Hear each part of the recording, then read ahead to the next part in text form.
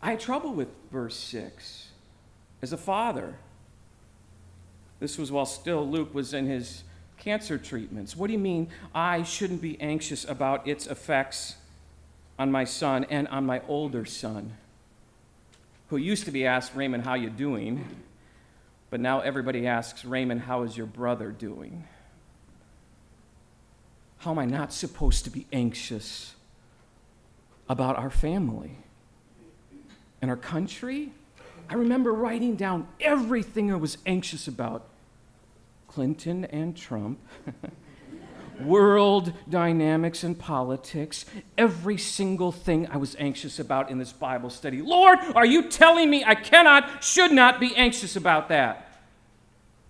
And then I had to read on, verse 6, but in everything, by prayer and supplication with thanksgiving, let your requests be made known to God. And so I tried. I'm going to try, Lord, with thanksgiving.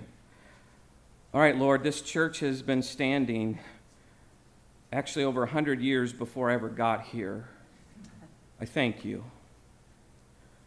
You have raised faithful men and women who were here doing the ministry before I ever was installed as pastor. Thank you. You will be faithful to your people and to your word and sacrament long after I'm gone. Thank you. And then I presented my requests of what I was currently anxious about. Same thing for home. Father, I thank you that I have a wife and 2 children who are still alive. Thank you. I have a roof over my head. I'm able to provide for them this day. Thank you. And then presented the requests. And for our world, Lord, I thank you that my grandparents on my father's side were able to emigrate from Poland here and start with nothing and teach my father and me the value of hard work. I thank you. And yet here's what I'm anxious about. And you know what happened to me? My prayers suddenly weren't all answered. Yes, okay, it's taken care of. But you know what did happen? Verse 7, the peace of God, which surpasses all understanding, began to guard my heart and my mind in Christ Jesus. Do you want to know how to live in peace and joy?